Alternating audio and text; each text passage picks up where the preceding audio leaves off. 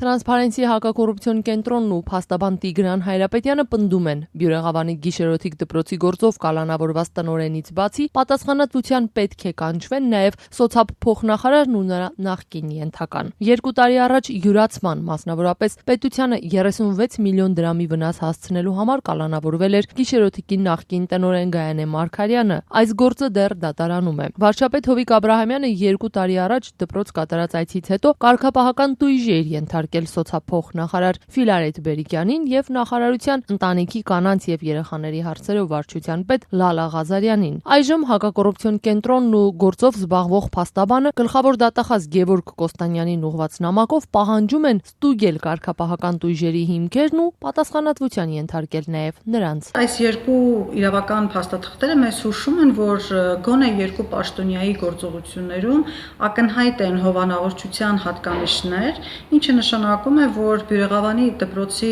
տնօրենը այդ գործողություններն իրականացնելիս չի եղել միայնակ եւ ունեցել է որոշակի պաշտպանվածություն։ Ընդ որում այդ մասին նաեւ բարձրաձայն բազմիցս նշել է մանկավարժական կոլեկտիվի մոտ, որ ինքը նախարարությունում ունի շատ ամուր աջակիցներ։ Բյուրեղավանի գիշերօթիկի շուրջ աղմկահարույց պատմությունների բացահայտումից հետո Լալա Ղազարյանն աշխատանքից ազատվել էր սեփական դիմումի համաձայն։ Ղազարյանն այսօր հեռախոսով լսելով մեր հարցը նախ պատճառաբանեց, որ զբաղված է, այնուհետ առհասարական հասանելի դարձավ։ Մանկատան սաների խնդիրներով Բերիկյանին ու Ղազարյանին պարբերաբար դիմաց Ազգային ժողովի նախկին падգամավոր Անահիտ Բախշյանը պնդում է, նրանց աշխատանքային տարիներին է բնակարանով ապահովելու ծրագիրը տապալվել ու հսկայական գումարներ հոդս ցնդել։ Բերիկյան, Լալա Ղազարյան։ Հիմա Լալա Ղազարյանի դիմում գրեց գնաց, հեշտ ու հանգիստ, հա, բայց մանկատան շրջանավարտների բնակարանների խնդրով տարիներ առաջ երբ զբաղվել եմ, բոլորի հետ կապված այս երկուսի անունը շրջանառվել է։ Ես չգիտեմ, քանի տասնյակ հազար եվրո Եվրախորհրդի ծրագիրը, որ տրվեց հատուկ այդ նպատակով, որ շենք սարքվի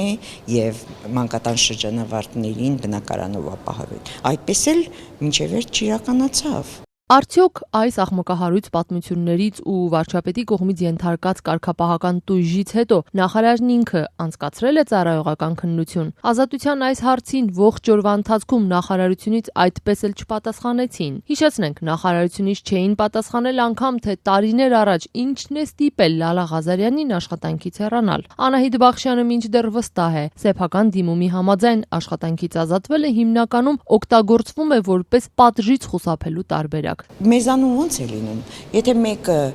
խոր արմատներ ունի կոռուպցիայի մեջ, ասում են սուս դիմում գրի գնա ու վերջ, դա մենակ Լալան չի, բայց Բերիկյանը որպես սոցիալական հարցերի փոխնախարար իր